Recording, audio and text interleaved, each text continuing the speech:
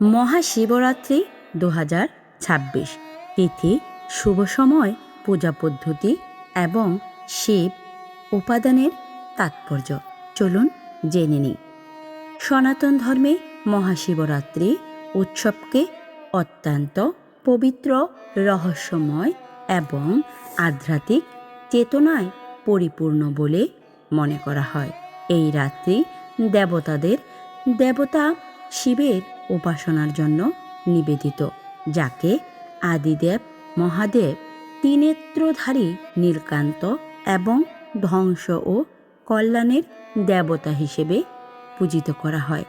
শিবের রূপই ধ্যান, শিবের নাম মুক্তি এবং শিবের প্রতি ভক্তি জীবনের চূড়ান্ত লক্ষ্য। মহাশিবরাত্রির আধ্যাত্মিক তাৎপর্য। শাস্ত্র অনুসারে ভগবান শিব হলেন সৃষ্টির উৎপত্তি। তিনি সৃষ্টি, পালক এবং ধ্বংসের ভারসাম্য রক্ষাকারী। মহাশিবরাত্রি হল সেই দিব্যরাত্রি যখন শিব উপাদান সর্বাধিক সক্রিয় থাকে। এই রাত্রি আত্মচিন্তা, তপস্যা, জপ এবং ধ্যানের জন্য শুভ বলে বিবেচিত হয়। বলা হয় যে এই রাতে শিব ভক্তদের পূজা বহু জন্মের পাপ ধ্বংস করে এবং ভক্তকে শিবের আশীর্বাদ লাভের অধিকারী করে। সোমবার, শ্রাবণ মাস, শিবরাত্রি এবং বিশেষ করে মহাশিবরাত্রি, এই সবই ভগবান শিবের উপাসনার জন্য অত্যন্ত ফলপ্রসূ বলে বিবেচিত হয়। তবে ফাল্গুন মাসের কৃষ্ণপক্ষের চতুর্দশী মহাশিবরাত্রি বিশেষ তাৎপর্য বহন করে। মহাশিবরাত্রি 2026 সালের তারিখ বৈদিক পঞ্জিকা অনুসারে ফাল্গুন মাসের কৃষ্ণপক্ষের চতুর্দশী তিথি 15ই ফেব্রুয়ারি 2026 তারিখে সন্ধ্যা 5:34টায় শুরু হয় এবং 16 ফেব্রুয়ারি 2026 তারিখে সন্ধ্যা 6:04 শেষ হয়।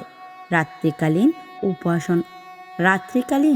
উপাসনায় ঐতিহ্য অনুসারে 15ই ফেব্রুয়ারি 2026 রবিবার মহাশিবরাত্রি উপবাস পালন করা হবে। পূজার শুভ সময় নিশিকাল। রাত্রে মহাশিবরাত্রি পূজা করা বিশেষভাবে পুণ্যকর বলে বিবেচিত হয়। প্রথম শুভ সময় বিকেল 5:54 থেকে রাত 9:03। দ্বিতীয় শুভ সময় রাত 9:03 থেকে রাত 12:12। এই সময়ে ভগবান শিব এবং দেবী পার্বতীর পূজা করলে ভক্তের মনের ইচ্ছা পূরণ হয়। 16 ফেব্রুয়ারি সকাল 6:31 থেকে বিকেল 3:03 পর্যন্ত উপবাস ভাঙা যেতে পারে। মহাশিবরাত্রি পূজা পদ্ধতি। মহাশিবরাত্রিতে সকালে স্নান করে পরিষ্কার পোশাক পরুন। বাড়িতে বা মন্দিরে শিবলিঙ্গ স্থাপন করুন। শিবলিঙ্গে মাটির বা তামার পাত্রে জল বা দুধ দিয়ে অভিষেক করুন। বেলপত্র, আখ ধাতুরা, ছাই, চাল এবং ফুল নিবেদন করুন।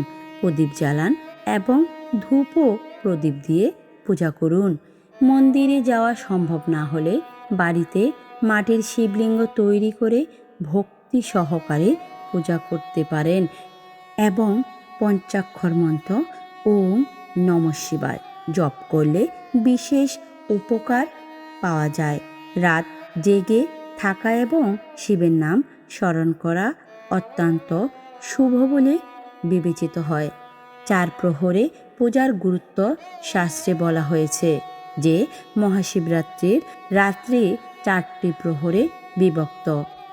ভক্তরা তাদের সুবিধামতো যে কোনো প্রহরে অথবা 4টি প্রহরে বিশেষ পূজা করতে পারেন। প্রতিটি প্রহরে পূজা করলে জীবনের বিভিন্ন বাধা ও বন্ধন থেকে মুক্তি পাওয়া যায় বলে মনে করা হয়। মহাশিবরাত্রির কিংবদন্তি।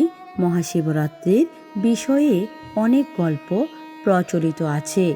একটি বিশেষ অনুসারে দেবী পার্বতী ভগবান শিবকে স্বামী হিসাবে পাওয়ার জন্য কঠোর তপস্যা করছিলেন। তার তপস্যায় সন্তুষ্ট হয়ে ভগবান শিব ফাল্গুন কৃষ্ণ চতুর্দশীতে তাকে বিবাহ করেছিলেন। তাই এই তিথি অত্যন্ত পবিত্র বলে বিবেচিত হয়। গরুড় পুরাণে বর্ণিত আরেকটি গল্প অনুসারে একজন নিষাদরাজ অজান্তেই বসে শিবলিঙ্গে বেলপাতা এবং জল নিবেদন করেছিলেন। শিবের সেই অজ্ঞ উপাসনা তাকে মহান পুণ্য এনে দিয়েছিল এবং তার মৃত্যুর পর শিবের অনুসারীরা তাকে রক্ষা করেছিলেন। এই গল্পটি শিক্ষা দেয় যে শিবের কৃপা জ্ঞানের ধারা নয়, আবেগ ধারা প্রভাবিত। শিব ভক্তির বার্তা।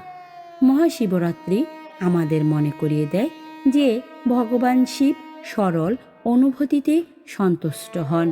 তিনি হলেন অকপট ভোলেনাথ, যিনি সত্যিকারের ভক্তির সাথে করা সামান্যতম পূজার মাধ্যমেও তার আশীর্বাদ বর্ষণ করেন। এই উৎসব আমাদের অহংকার, করুণা, সংযম এবং আত্মশুদ্ধির ত্যাগের পথ দেখায়। শিব প্রস্তুতি এবং পঞ্চাক্ষরের তাৎপর্য।